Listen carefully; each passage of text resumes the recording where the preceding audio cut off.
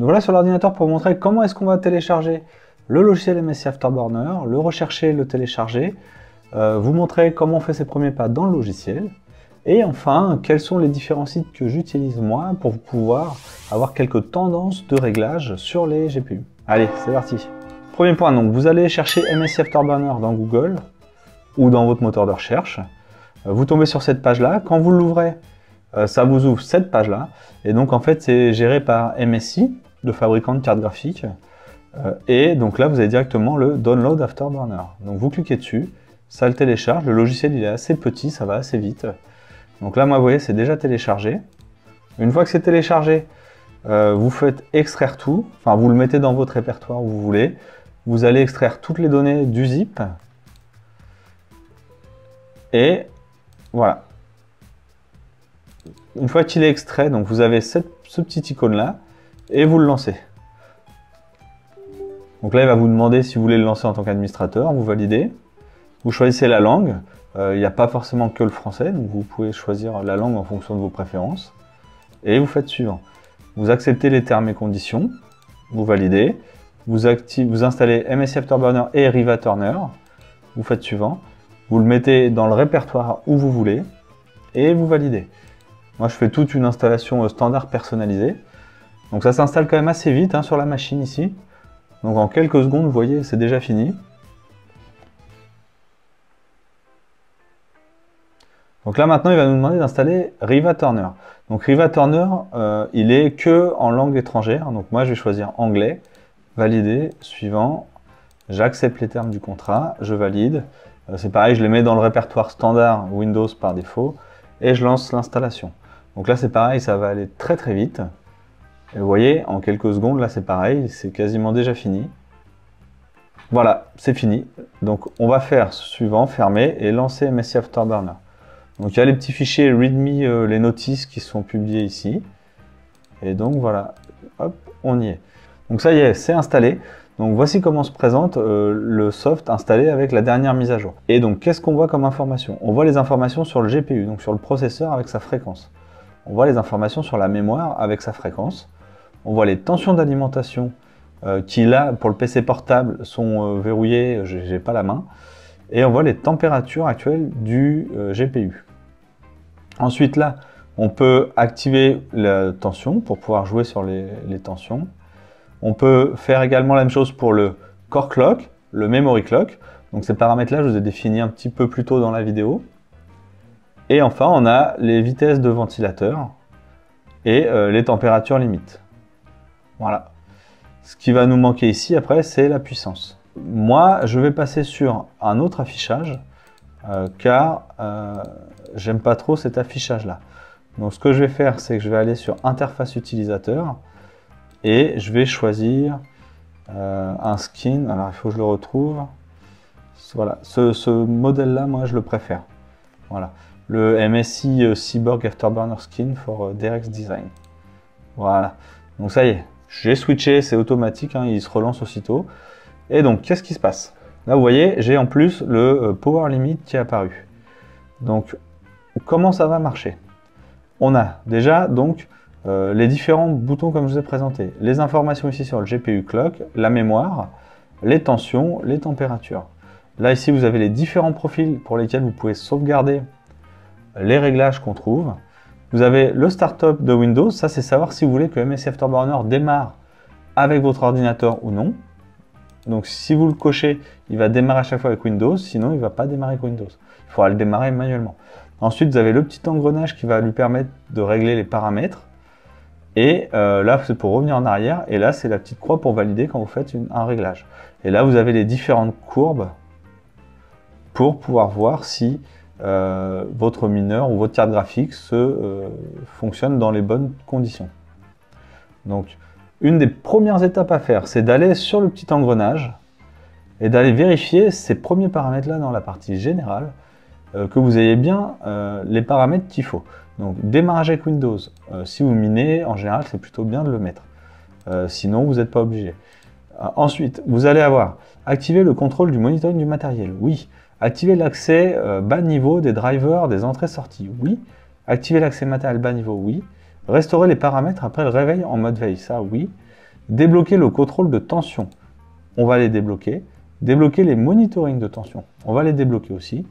Et forcer tension constante, ça, on n'a pas forcément besoin de l'activer. Et donc ça, c'est quand vous avez une NVIDIA. Et quand vous avez des cartes qui sont des cartes AMD, vous avez quelques paramètres complémentaires qui peuvent vous permettre en fait de paramétrer votre carte, car il y a des petites subtilités entre la technologie NVIDIA et la technologie AMD. Ensuite, donc dans la partie contrôle, là moi je touche jamais. La partie surimpression d'écran, c'est pareil, j'y touche pas. Le benchmark, j'y touche pas non plus. Vous avez le capture d'image, moi je m'en sers pas. Capture vidéo, pareil. Les profils, on s'en fiche. Et interface utilisateur. Bon, déjà on active ça. OK, oui. Donc là, une fois que vous avez coché les petits paramètres, vous validez, mais s'il redémarre. Si vous retournez dans les paramètres, j'ai pas le contrôle du ventilateur parce que je suis sur le PC portable. Donc là, je vais vous montrer les réglages. Et pour la partie réglage du contrôle ventilateur, je vous montrerai sur l'enregistrement avec un de mes rigs de minage qui est sous Windows. Donc, comment ça va se passer? Donc, vous avez le power limit. Donc, comme ce que je vous disais, le power limit, c'est cette valeur-là. Vous pouvez la réduire. Alors, attention, il faut la réduire pour pouvoir améliorer son rendement. Par contre, si vous le mettez à 1%, vous allez être un minage non efficace. Donc, il faudra trouver des réglages pour les OC, donc les overclock ou les underclock, qui puissent être compatibles avec votre ordinateur. Sinon, votre ordinateur va cracher. Ensuite, vous pouvez lier ou délier la température de votre machine. Donc là, moi, c'est pareil, elle est figée. Donc, je vais vous montrer sur ma machine à distance comment est-ce que c'est fait et comment je les règle. Le core clock, là, sur ce PC-là, j'ai la main. Vous voyez, quand je bouge le curseur, vous avez les petites flèches qui sont ici qui vont se décaler également. Donc ça va vous permettre de régler les fréquences du processeur, donc du corps de la carte graphique. Et enfin, vous avez ici les réglages pour le memory clock. Donc le memory clock, c'est tout ce qui va se situer en bas. Et quand on va lancer un mineur, et ben vous verrez, ça permettra de régler ou d'ajuster cette partie-là. Et donc, comment on fait pour trouver déjà une tendance de réglage pour pouvoir avoir une sélection qui évite que ça plante? Alors moi, j'ai plusieurs sites que j'utilise. Le premier, ça va être, donc sur Google, vous allez sur hashrate.no. Là, sur hashrate.no, quand vous êtes sur la page d'accueil, vous faites GPU. Et en fonction de votre marque de GPU, par exemple, si je fournis NVIDIA, vous les sélectionnez. Par exemple, moi, j'ai une 2060 là. On va essayer de chercher la 2060. Voilà.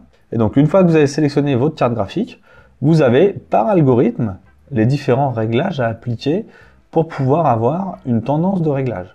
Donc, par exemple, si on prend le Dynex, vous cliquez sur le Dynex, et donc là, vous allez avoir les différents réglages possibles pour le Dynex. Par exemple, il vous dit là pour la 2060, elle est capable d'atteindre 2390 H par seconde pour le Dynex.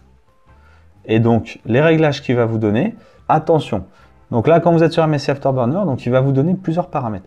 Le premier sera le core offset. Donc l'offset, c'est le décalage qu'il va falloir mettre dans MSI Afterburner. Et là, c'est le core clock. C'est la fréquence cible qu'il faut cibler pour pouvoir atteindre le taux de H requis sur le Dynex.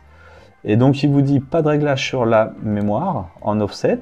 Il n'y a pas de valeur cible, donc vous pouvez laisser à 0. Ou si jamais il n'y a pas d'impact, vous pouvez essayer avec le temps, c'est de le dégrader dans le négatif pour voir si votre stabilité de minage est toujours. Vous allez voir, vous allez baisser en température votre carte et vous allez baisser en consommation électrique. Niveau power limit, il dit c'est 150 watts. Et il dit il n'y a pas de paramétrage avancé. Et donc avec ça, on devrait atteindre 2390 H secondes avec une efficacité de 32,74 H par watt, ce qui est plutôt efficace, et une consommation énergétique de 73 watts. Et vous avez la même chose pour les différentes crypto-monnaies qui sont disponibles sur hashrate.no. Ensuite, il y a également NiceHash. Donc NiceHash, il propose aussi quelques réglages par défaut au niveau des cartes graphiques. Alors ce qu'il faut savoir, c'est que ils ont mis ça d'une manière générique. C'est pas dédié par algorithme, donc c'est un petit peu moins précis. Et initialement, c'était plutôt assez efficace pour le réglage de l'Ethereum en minage, mais depuis que l'Ethereum n'est plus minable, bah, du coup, il faudra quand même être un petit peu plus précautionneux quant au réglage à apporter avec NiceHash. Et enfin, le dernier que je voulais vous présenter, c'est Mining Chamber. Mining Chamber, c'est pareil, donc je vais vous mettre les liens de toute façon en description. Quand vous cliquez sur GPU, Vous avez la possibilité d'avoir que du Nvidia, que du AMD. Donc en fonction de votre carte, vous choisissez. Moi par exemple, là c'est de la Nvidia. Je vais voir si j'ai là 2060 dans les réglages. Il y a plusieurs pages. 2060, 12 Go, 6 Go. Là on est sur la 6 Go en l'occurrence. On va dessus. Et là c'est pareil. Donc, vous avez ce menu là qui apparaît. Le prix standard à peu près de la carte, qu'on peut la trouver. Et vous avez les différentes crypto-monnaies que le site vous propose de miner et de régler par la même occasion vos cartes graphiques. Donc par exemple, si vous prenez, là on va prendre l'Autolycos. Si vous prenez l'Autolycos, il vous dit que vous avez 54 solutions par seconde pour 120 watts. Il n'y a pas de réglage de voltage. Il y a des puissances à régler à 65%. Il n'y a pas de core clock ou un offset à plus 150. Et la memory clock, vous avez le choix entre l'absolute. Donc l'absolute, c'est quelle est la valeur que vous pouvez saisir en hard dans le logiciel. Donc ça, c'est bien pour quand vous êtes sous iOS ou sous Linux. Ou un offset de plus 1100. Voilà. Et là, par exemple, contrairement à Hashrate.io, il ne donne pas la fréquence cible à atteindre. Donc c'est pareil, il faudra certainement ajuster pour avoir la meilleure performance. Il n'y a pas de changement de la tension d'alimentation pour la mémoire. Et les vitesses de ventilateur, là, c'est bien, ils donnent une recommandation à peu près 70% basée sur la température. Donc voilà. Donc par exemple, si on prenait pour une crypto-monnaie, on a dit tout à l'heure, si on reprend Hashrate.io, on va prendre le Dynex. Donc je vais régler un offset à 90 MHz. Donc c'est simple, hein. Vous avez le choix de modifier soit ça comme ça, soit de prendre là et en dur de taper 90. Vous validez et là ça le règle automatiquement. C'est plus précis de faire comme ça. Donc vous réglez 90 sur la partie core clock. En offset sur la mémoire, il dit de mettre 0. Donc vous y mettez 0, vous validez. Et sur la puissance, il nous dit 150 watts. Et ça va consommer 75 watts. Donc moi je sais que cette carte là consomme peu. Donc par défaut, je vais déjà la mettre à 70 et après je valide ici. Et donc là, les réglages se sont appliqués. Ensuite, je peux les enregistrer ici. Si je veux que les réglages se mettent à chaque fois au démarrage de Windows, j'active ici et je verrouille le petit cadenas, comme ça les réglages ne sont plus modifiables. Et ça va éviter que si jamais votre PC crash, vous perdez vos réglages et que tout se réinitialise à zéro. Bon, vous aurez toujours la sauvegarde ici, mais ce qu'il faut savoir, c'est que lorsque vous allez rajouter du matériel sur votre ordinateur, et ben en fait, vous avez un risque qu'en fonction de comment vous branchez vos cartes, les réglages se remettent à zéro et vous perdez l'enregistrement des données. C'est bien de pouvoir également le faire un petit bloc-notes ou un petit screenshot et d'enregistrer les réglages pour le tel algorithme ou telle crypto-monnaie. Comme ça vous permettra que si jamais il y a un petit souci un jour, vous sauvegardez ça, vous reprenez la dernière version pour l'algorithme dédié et vous avez l'information. Autre information importante, au-delà de 10 cartes MSI Afterburner, pour accéder à la 11e et la 12e carte, vous serez obligé d'aller sur le petit menu ici, paramètres, et d'aller dans ce menu déroulant, sélectionner manuellement la carte pour pouvoir aller la régler. Sinon, vous n'aurez pas accès à la carte dans le petit menu. Car ce qu'il faut savoir, c'est que vous avez un petit raccourci ici GPU, et là, ça vous liste les cartes. Et vous pouvez même, avec cette fonction-là, dire que si vous avez 30, 20, 60 par exemple, et bien en fait, que vous faites le réglage sur une des cartes, et que toutes les cartes après soient réglées de manière identique. Donc ça, c'est possible aussi, et c'est plutôt pas mal, parce que quand vous avez une tendance, et que vous avez beaucoup de cartes, c'est très fastidieux d'aller faire de l'ajustement carte par carte. Donc c'est plutôt intéressant de dire, voilà, j'ai une tendance, ça marche bien, j'essaye cette tendance-là sur toutes les cartes, et après je regarde ce que ça donne. Et en fonction du résultat, quand vous avez votre tableau de minage, il faut regarder laquelle carte performe le moins possible, et vous allez aller ajuster que la carte qui va performer le moins possible.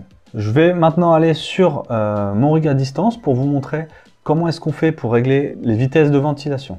Je vais faire un petit cut et je vous reprends juste après. Voilà, donc là, on est sur mon PC où il y a le rig de minage. Je suis connecté à distance. Donc j'ai MSI Afterburner qui est lancé. Donc là, j'ai plus de cartes graphiques. Vous voyez, si je vais sur le petit réglage, ici, on voit j'ai 9 et 10 cartes. Dans le menu ici, on s'arrête à 8 cartes au niveau des disponibilités. Donc quand je vais aller sur la carte numéro 9 et la carte numéro 10, à chaque fois, je suis obligé d'aller là, de les sélectionner et de valider. Donc je vous parlais de réglage des courbes de ventilateur. Donc là vous voyez j'ai ventilateur et donc vous avez une courbe et donc moi j'ai mis pour que à 70 degrés à peu près, 72 degrés, j'ai mes ventilateurs qui tournent à 100%. Ça, c'est pour protéger les cartes et faire en sorte que, voilà, jusqu'à 30-40 degrés, il n'y a pas besoin de ventilateur et après, ça monte assez vite pour qu'on ait un 70% du ventilateur à peu près à 60 degrés. Après, rien ne vous empêche de forcer manuellement, de ne pas mettre en automatique les ventilateurs et de les régler manuellement. Donc là, le rig, il n'est pas en fonction de minage, hein, donc les cartes sont au repos. Et donc, je vous disais, on a la possibilité d'augmenter la tension d'alimentation, de jouer sur la puissance. Comme je vous disais, dans le minage, l'objectif c'est d'atteindre le plus de H par watt. Donc l'idée c'est d'essayer d'optimiser au maximum les core clock, les memory clock pour la puissance la plus basse possible. Et donc là j'ai désynchronisé le ratio entre la température et la puissance pour mettre une limite en température à 83 degrés. C'est pareil, ça va stopper la machine lorsque j'aurai la température de la carte qui va dépasser les 83 degrés pour la protéger. Si vous avez des recommandations ou des questions sur des logiciels similaires, surtout n'hésitez pas à le mettre en commentaire et je vous ferai également des vidéos dessus pour vous présenter l'outil. Mais de manière générale, ils fonctionnent tous de la même façon. Voilà, c'est fini pour aujourd'hui. J'espère que vous avez aimé la vidéo. N'hésitez pas bien sûr à partager avec moi en commentaire vos recommandations. Pensez également à vous abonner et à liker la vidéo pour pouvoir rester informé des futures publications. Pour rappel, un petit partage ou un retweet serait également grandement apprécié pour le soutien à la chaîne. Et le rythme de sortie actuel des vidéos est de une vidéo toutes les 2 semaines. Et si vous avez des questions ou des commentaires, en fonction de vos retours, j'y ajouterai des vlogs ou des shorts. Allez, à bientôt!